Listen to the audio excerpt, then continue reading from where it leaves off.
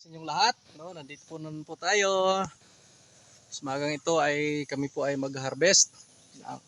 6 harvest po, no. So, yun po, no.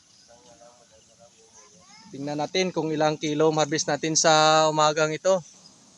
Sana abot tayo ng 1 ton. So, medyo marami-rami ngayon, no. Sa ika-6 na harvest namin. Yun po, no. Medyo makita po yung aming harvestin. Halos dito pa lang sa gilid po yung harvest namin, ha. Sa ika-6 na harvest.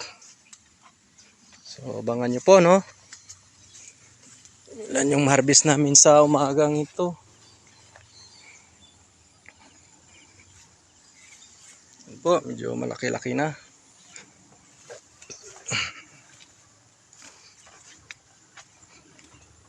Kita po natin na ika-40 lang na bang nating tampalaya, no? Ika-6 na harvest na to. Pero makita po natin green pa rin yung gilid, no? So abangan nyo po, no, aming harvest sa umagang ito. So ayun po yung harvest namin. 1,324 kilos sa ika-6 na harvest. So yan po yung aming comprador, si Pani. Maliit lang pero malakas malakas na buyer to. Yan po si Roger Moore, ang pinakapugi.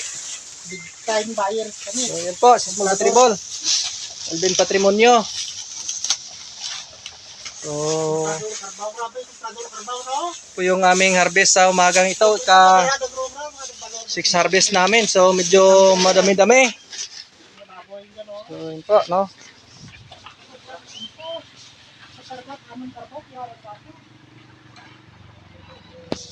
Na po yung mga harvest namin.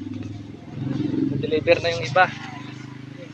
Ika 6 harvest. So yun lang po. God bless sa inyong lahat.